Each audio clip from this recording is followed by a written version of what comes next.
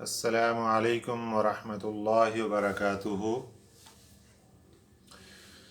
دی Lahore garrison school کی طرف سے اسلامیات 10th کلاس، اس کی آج ہم سورۃ الاحزاب کی آیت نمبر 32 سے 34 کا لیکچر لیں گے۔ اعوذ باللہ من الشیطان الرجیم، بسم اللہ الرحمن الرحیم۔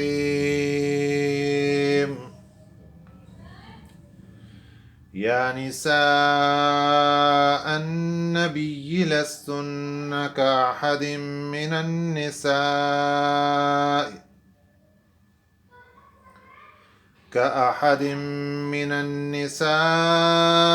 إن اتقيتن فلا تخضعن بالقول فيطمع الذي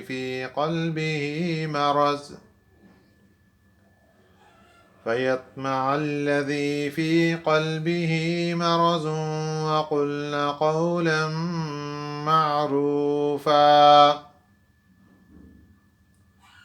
وقرن في بيوتكن ولا تبرجن تبرج الجاهلية الأولى وأقمنا الصلاة وآتينا الزكاة وأطعنا الله ورسوله إنما يريد الله ليذهب عنكم الرجس أهل البيت ويطهركم تطهيرا واذكرن ما يتلى في بيوتكن من آيات الله والحكمة إن الله كان لطيفا خبيرا۔ صدق اللہ العظیم۔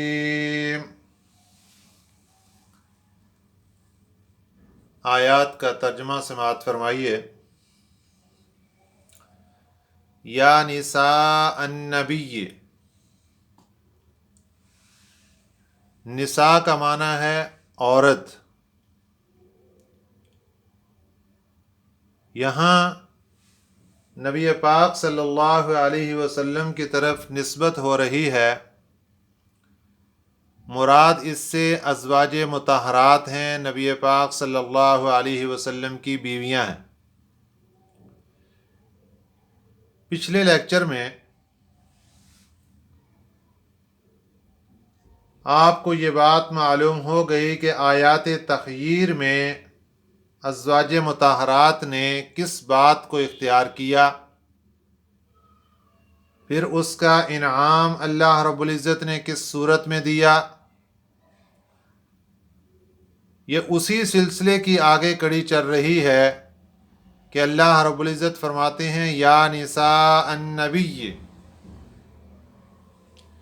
اے نبی صلی اللہ علیہ وسلم کی بیویوں، لستن، نہیں ہو تم، کاحد من النساء، عورتوں میں سے کسی ایک کی طرح،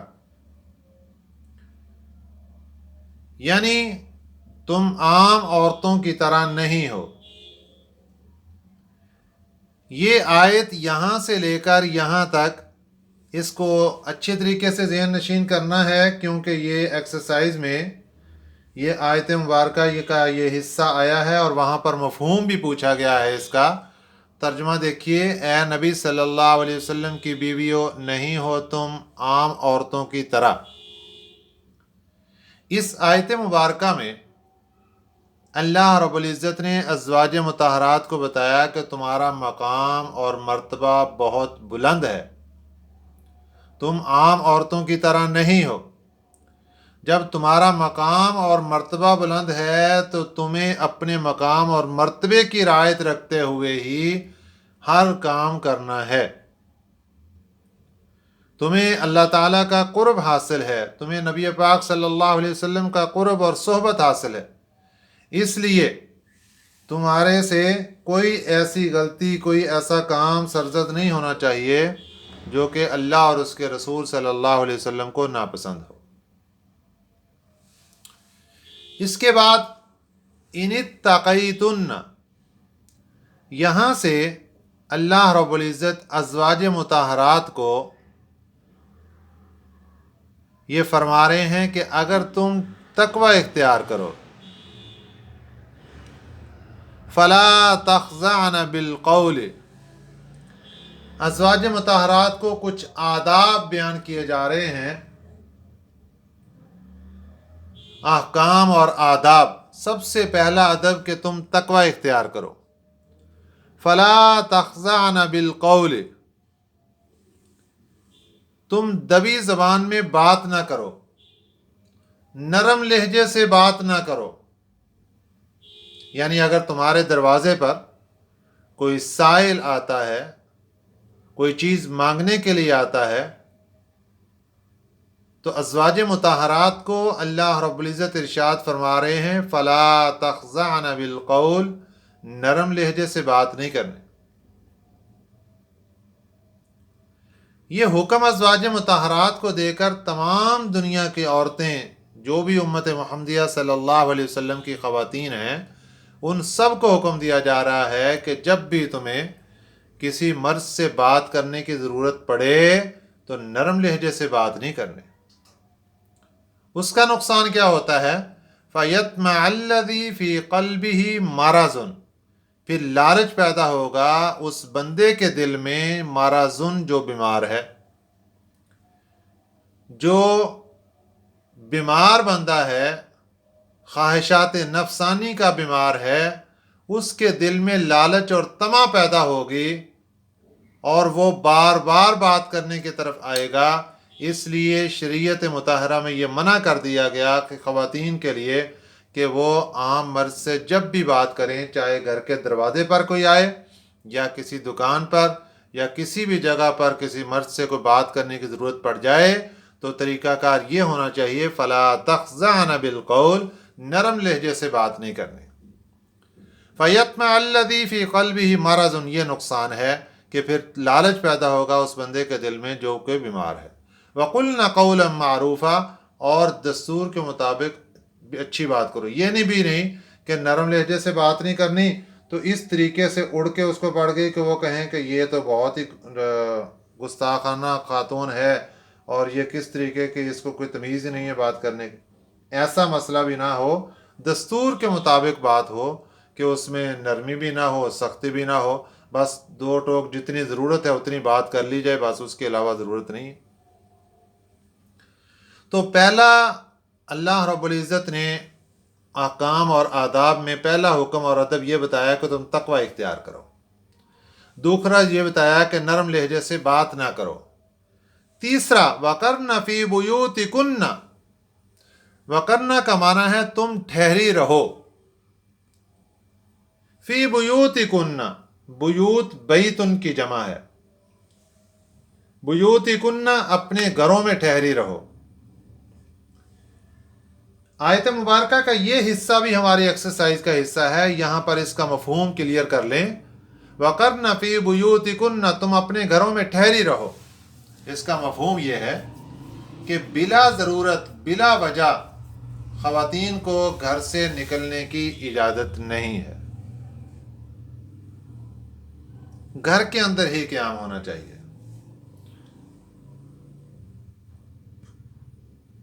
اکثر وقت خواتین کا گھر میں ہی گزرنا چاہیے، ضرورت پڑ گئی تو باہر نکلے، ورنہ وَقَرْنَ فِي بُيُوتِكُنَّ، اپنے گھروں میں ٹھہری رہو، بلا ضرورت گھر سے باہر نہیں نکلنا۔ ضرورت پڑ گئی ہے تو اب پردے کے بغیر نہیں نکلنا چاہیے۔ یہ 3 حکم ہو گئے۔ چوتھا حکم وَلَا تَبَرَّجْنَ تَبَرُّجَ الْجَاهِلِيَّةِ الْأُولَى، زمانہ جاہلیت کی طرح، وَلَا تَبَرَّجْنَ، زینت نہ دکھاتی پھرو، جاہلیت الاولیٰ، زمانہ جاہلیت کی زینت۔ زمانہ جاہلیت میں عورتیں بناؤ سنگار کر کے بازاروں میں گھومنے پھرنے کے لیے نکلا کرتی تھیں، اور اس آیت مبارکہ میں اللہ رب العزت نے خواتین کو منع کر دیا کہ تم زیب و زینت کر کے، میک اپ کر کے جاہلیت کی طرح گھومنے پھرنے کے لیے نہ نکلو۔ یہ جو زیب و زینت ہے یا میک اپ ہے، اچھا لباس خواتین کا، یہ صرف اور صرف جو شادی شدہ ہیں ان کو اپنے خاوند کے لیے پہننے کی اجازت ہے۔ اس کے علاوہ جو بناؤ سنگار کر کے پارکوں میں، تفریحی مقامات پر یا شاپنگ کے لیے اس حالت میں خواتین کا جانا، یہ شریعت اس بات کی اجازت نہیں دیتی۔ ضرورت پڑ گئی ہے تو بناؤ سنگار کے بعد بغیر جانا چاہیے، اس میں زیب و زینت کر کے کیوں جانا ہے؟ کیونکہ یہاں قرآن پاک میں بالکل منع کر دیا کہ وَلَا تَبَرَّجْنَ تَبَرُّجَ الْجَاهِلِيَّةِ الْأُولَىٰ، کہ تم زیب و زینت نہ دکھاتی پھرو زمانہ جاہلیت کی طرح زیب و زینت۔ یہ جاہلیت کا یہ طریقہ کار ہے کہ زیب و زینت کر کے، میک اپ کر کے بازاروں میں گھومنا، تفریحی مقامات پر جانا، یہ اسلام کا طریقہ کار تو نہیں ہے۔ اس لیے مسلمان خواتین سے دست بدستہ یہ گزارش ہے کہ قرآن پاک کی اس آیت مبارکہ کو دیکھتے ہوئے اس پر فوری طور پر عمل کرنا چاہیے۔ پانچواں حکم، وَأَقِمْنَ الصَّلَاةَ، نماز قائم کرو، وَآتِينَ الزَّكَاةَ، زکوٰۃ ادا کرو، وَأَطِعْنَ اللَّهَ وَرَسُولَهُ، اطیعنا اطاعت کرو اللہ کی اور اس کے رسول صلی اللہ علیہ وسلم کی۔ انما یرید اللہ لیذہب عنکم الرجس اہل البیت، بے شک چاہتا ہے اللہ تعالیٰ لیذہب، کہ تم سے دور کر دے، الرجس ناپاکی، اللہ کی ذات یہ چاہتی ہے کہ تم سے ناپاکی کو دور کر دے۔ اہل البیت، اے اہل بیت، یہ لفظ اصل میں ہے یا اہل البیت، اے اہل بیت، وَيُطَهِّرَكُمْ تَطْهِيرًا، اور تمہیں خوب پاک کر دے۔ یہ اللہ رب العزت یہ چاہتے ہیں کہ تمہیں خوب پاک کر دے۔ یہاں ایک بات یہ یاد رکھیں کہ اہل بیت سے اللہ رب العزت ناپاکی کو دور کرنا چاہتے ہیں اور انہیں خوب پاک کرنا چاہتے ہیں۔ پہلے تو یہ سمجھیے کہ اہل بیت سے کیا مراد ہے۔ یہ آپ کا ایکسس ہے، ایکسٹرا شارٹ کویسچن بھی ہو سکتا ہے، اہل بیت سے کیا مراد ہے۔ قرآن پاک کی اس آیت مبارکہ میں چونکہ تذکرہ چل رہا ہے ازواج مطہرات کا، نبی پاک صلی اللہ علیہ وسلم کی بیویوں کا، اس لیے یہاں پر اہل بیت سے مراد صرف اور صرف ازواج مطہرات ہیں اور کوئی نہیں، ان آیات کے مطابق۔ باقی اس کے علاوہ آپ صلی اللہ علیہ وسلم کا خاندان، آپ صلی اللہ علیہ وسلم کی اولاد، حضرت علی رضی اللہ تعالیٰ عنہ اور ان کی اولاد، یہ اہل بیت میں شامل ہیں۔ لیکن ان آیات میں جو اہل بیت کہہ کر خطاب کیا گیا وہ ازواج مطہرات کو ہے۔ دوسرا مسئلہ یہاں پر یہ یاد رکھیں کہ اللہ رب العزت فرماتے ہیں کہ اللہ چاہتے ہیں تم سے ناپاکی کو دور کر دیں اور تمہیں خوب پاک کر دیں۔ یہاں یہ مسئلہ یاد رکھیں کہ ذہن میں یہ اشکال نہیں آنا چاہیے کہ نعوذ باللہ کہیں ازواج مطہرات میں پہلے ناپاکی تھی تو اللہ چاہتے ہیں تمہیں دور کر دیں۔ بھی اللہ پاک اس کو اور نکھارنا چاہتے ہیں۔ انسان ہونے کے ناطے جو کوئی تھوڑی بہت کمی بیشی ہوتی ہے، اللہ رب العزت فرمانا یہ چاہتے ہیں کہ چونکہ تمہارا تعلق اس پاکیزہ ہستی کے ساتھ ہے، تمہارا اٹھنا بیٹھنا ہر وقت زندگی کا خلوت جلوت اس پاکیزہ ہستی کے ساتھ ہے جو پاک ہی پاک ہے، اس لیے اللہ رب العزت چاہتے ہیں کہ تمہیں بھی اور زیادہ پاک فرما دیں، وَيُطَهِّرَكُمْ تَطْهِيرًا، اور تمہیں اور زیادہ پاکیزہ بنا دیں تاکہ تمہارے اندر نکھار پیدا ہو جائے۔ جس طرح کپڑا دھلا ہوا ہو نا اور پھر اس کو استری کیا جاتا ہے تو دھلا ہوا کپڑا پاک ہے، لیکن استری کرنے کے ساتھ اس میں اور نکھار پیدا ہو گیا۔ اسی کو اللہ رب العزت فرمانا چاہتے ہیں اہل بیت، اللہ رب العزت تمہیں اور نکھارنا چاہتے ہیں، یہ اعمال کرو گی تو تمہیں اور زیادہ نکھار پیدا ہو جائے گا۔